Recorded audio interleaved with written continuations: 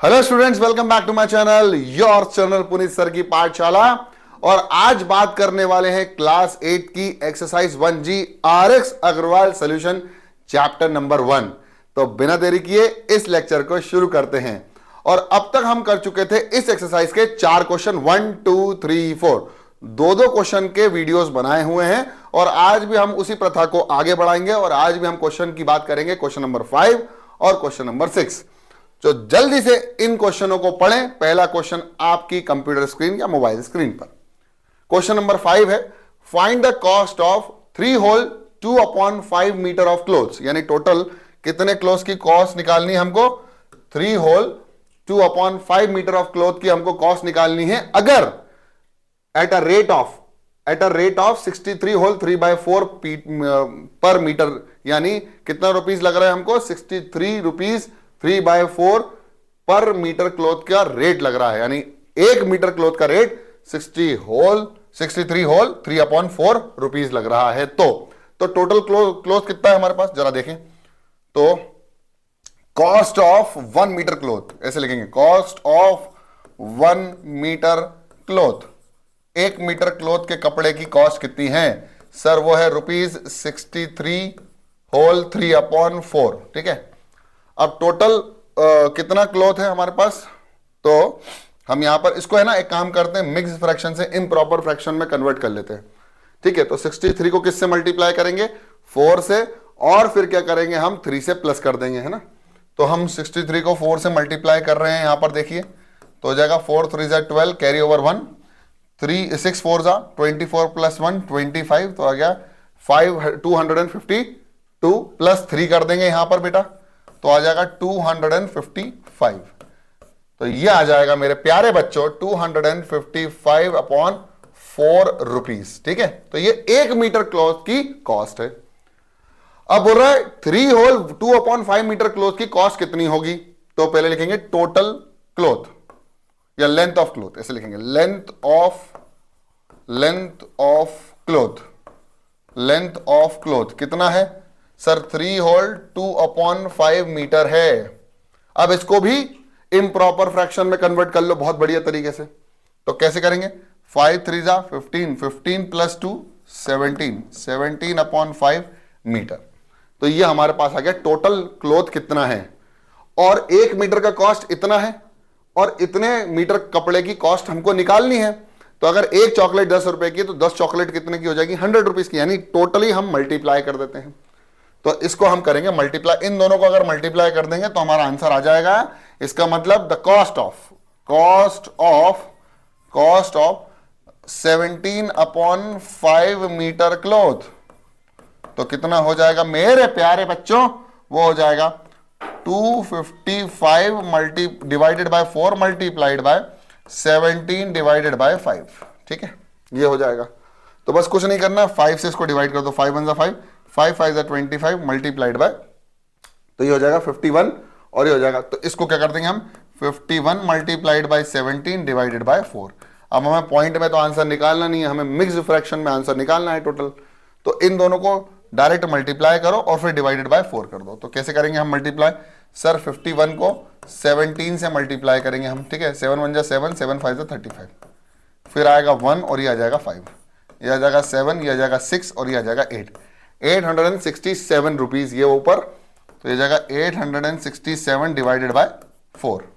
अब आप इसको मिक्स्ड फ्रैक्शन में कन्वर्ट कर लो। मैंने आपको पिछले वीडियोस में सिखाया है, और जो पहली बार इस वीडियो में आया है वो यहां से देख ले। ठीक है, हम क्या करते हैं, यहां से डिवाइड करते हैं। ठीक है, तो हम करेंगे 4 2 जा 8, कितना बचा? 0 बचा, माइनस करने पर कितना बचा? 6, 4 1 जा 4, कितना बचा? 2 बचा, फिर क्या होता रहा? 7। अब क्या करेंगे? फिर से टेबल पढ़ेंगे, 4 6 जा 24, 4 6 जा 24, कितना बचा? 3 बचा। और ये जो रिमाइंडर बचता है इसको कहाँ लिखते हैं आपको बताते हैं अभी। जिससे डिवाइड किया वो यहां लिखेंगे, जिससे डिवाइड किया उसको नीचे की तरफ लिखेंगे, जो क्वेश्चन आया है उसको इधर लिख देंगे, और जो रिमाइंडर बचा उसको कहां लिख देंगे? ऊपर की तरफ। तो हमारा आंसर आएगा 216 होल 3/4 रुपीज टोटल रुपीज हमको लगे, टोटल मनी हमको खर्चा हुआ इतने कपड़े खरीदने के लिए, इतना मीटर कपड़ा खरीदने के लिए, अगर 1 मीटर कपड़े की कॉस्ट इतनी है तो। लॉजिकल आंसर आपको समझना पड़ेगा, अपनी डेली लाइफ से इसको कनेक्ट करके फिर क्वेश्चन को सॉल्व करना पड़ेगा। तब प्लस माइनस में प्लस करना है, माइनस करना है, मल्टीप्लाई करना है, डिवाइड करना है, ये आपको समझ में आता चला जाएगा। चलिए अगले क्वेश्चन की तरफ बढ़ते हैं और ये है हमारा क्वेश्चन नंबर 6। क्वेश्चन ध्यान से पढ़ें और जो बच्चे बिल्कुल लगन से पढ़ रहे हैं वो वीडियो को पॉज करें, लेक्चर को पॉज करें और फिर इस क्वेश्चन की तरफ रुख करें देखना, और फिर चेक करने के लिए फिर से वीडियो प्ले करके देखें कि उनका आंसर सही आया है, क्या उन्होंने सही इंटरप्रेट किया है कि नहीं क्वेश्चन को। चलिए देखते हैं। तो a car is moving at an average speed of 60 whole 2/5 kilometre per hour. How much distance it will cover in 6 whole 1/4 hours. इसका मतलब यह है स्पीड टाइम डिस्टेंस का क्वेश्चन है, तो आपको एक चीज तो पता होना चाहिए। क्या पता होना चाहिए सर? पता यह होना चाहिए मेरे प्यारे बच्चों कि स्पीड इज इक्वल टू होता है डिस्टेंस अपॉन टाइम, या डिस्टेंस जो होता है वो होता है स्पीड इंटू टाइम। अब जो भी आपको निकालना है इस रिलेशन से आप निकाल सकते हैं। हाउ मच डिस्टेंस निकालना है तो डी निकालना है, तो आप क्या करेंगे, स्पीड इंटू टाइम कर देंगे। स्पीड दे रखी है, टाइम दे रखा है, इन दोनों को मल्टीप्लाई कर दो, खत्म हो गया क्वेश्चन, है ना। तो आप इसको सॉल्यूशन के तौर पे ऐसे लिख सकते हैं। सॉल्यूशन कर रहा हूं यहां पर, ध्यान से देखेगा। आप यहां सॉल्यूशन लिखें, पहले क्या क्या गिवन है तो लिखिए average speed of car. Average speed of car कितना दिया हुआ है मेरे प्यारे बच्चों? वो दिया हुआ है 60 होल 2/5 किलोमीटर पर आवर। ये सब किलोमीटर पर आवर में दिया है, ये भी आवर्स में दिया है, तो आपको डिस्टेंस भी किलोमीटर में मिलेगा, चिंता की कोई बात नहीं है। इसको मिक्स फ्रैक्शन में से कन्वर्ट कर लो इम्प्रॉपर फ्रैक्शन में।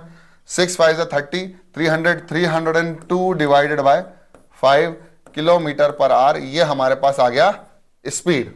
क्लियर? Average speed. अब यहां पर एक चीज का टर्म का इस्तेमाल किया, एवरेज स्पीड। तो मैं बताता हूं एवरेज स्पीड का फॉर्मूला क्या होता है बेटा। एवरेज स्पीड का जो फॉर्मूला होता है वो होता है total distance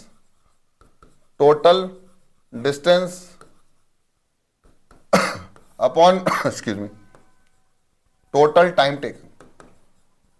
total distance upon total time taken. फॉर्मूले में कोई अंतर नहीं है, बस एवरेज क्यों आ गया है इसका कॉन्सेप्ट आपको फिजिक्स में पता चलेगा क्लास 9th के मोशन चैप्टर में। ठीक है, तो अभी तो आप 8th क्लास में है, तो अभी आपको समझ में आएगा। मैं थोड़ा बहुत बता देता हूं कि जब भी आप मूव कर रहे होते हैं तो आप हर एक पॉइंट पर स्पीड का ध्यान नहीं रख सकते। तो इसीलिए हम क्या करते हैं, हम सोचते हैं कि हम किधर से चले और कब चले। तो हम चलते हैं भाई, मान लो for example you are moving from Bhopal to Indore और नियरली डिस्टेंस जो है वो 200 किलोमीटर है।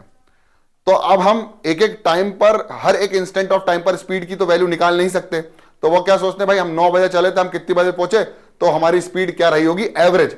बीच में हम रोके भी थे, हमने चाय भी पी, हमारा सिग्नल में ट्रैफिक भी आया, हमारी स्पीड 90 भी हुई, 80 भी हुई, 85 भी हुई, 60 भी हुई, 0 भी हुई, 20 भी हुई, 25 भी हुई। तो ऐसे स्पीड हर पॉइंट पर चेंज होती रहती है। तो एक एवरेज स्पीड का कॉन्सेप्ट आया क्योंकि हर एक पॉइंट पर, हर एक इंस्टेंट ऑफ टाइम पर स्पीड को फाइंड आउट करना इट्स नेक्स्ट टू इम्पॉसिबल। तो हमने एवरेज स्पीड का कॉन्सेप्ट लिया है कि कितनी बजे चले थे, कितनी बजे पहुंचे, कितना डिस्टेंस कवर किया, उन दोनों को डिवाइड करो, क्या मिलेगा, एवरेज स्पीड। तो ये है थोड़ा सा कॉन्सेप्ट। ठीक है, अब क्वेश्चन में आ जाते हैं वापस। How much distance will it cover. तो कितना डिस्टेंस कवर करेगा, पहले तो टाइम देख लेते हैं। टाइम कितना हुआ, टोटल टाइम कर दो,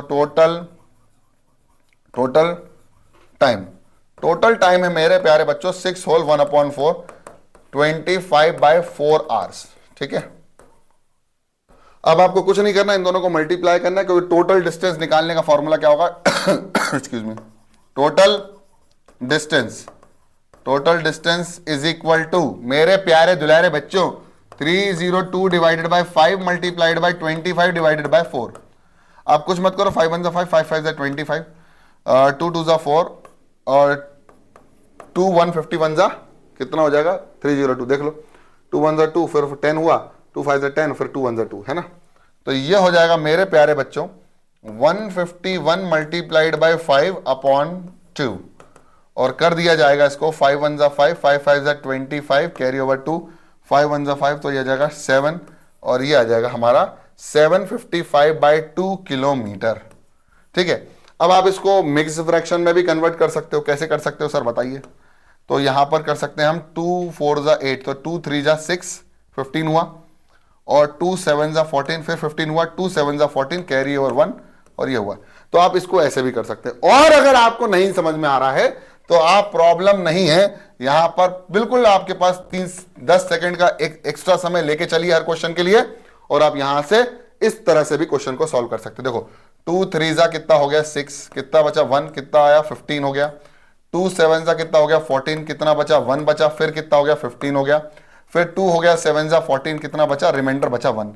तो जो डिवाइड करते हैं उसको नीचे लिखते हैं, जो रिमाइंडर बचता है उसको ऊपर लिखते हैं, और जो 377 है वो यहां क्वेश्चन में आएगा। समझ में आया? सिंपल।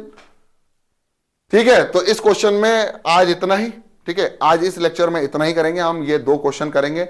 और जिसको समझ में नहीं आया है, जिसको और भी कुछ चाहिए, जैसे बच्चे कमेंट कर रहे हैं कि सर वो चैप्टर नंबर 11 या 12 है, नई किताब के हिसाब से मुझे नहीं पता, तो मेंसुरेशन चैप्टर का इंट्रोडक्शन वीडियो दे दे, तो वो आ रहा है अगले लेक्चर में, शायद वही आएगा, या इसके बाद जो लेक्चर अपलोड होगा वो इसके अगले 2 क्वेश्चन होंगे, फिर मेंसुरेशन वाला चैप्टर हम लेके आएंगे। ठीक है, मिलते हैं अगली क्लास में, तब तक के लिए पढ़ते रहो, बढ़ते रहो, देखते रहो पुनीत सर की पाठशाला। जय हिंद।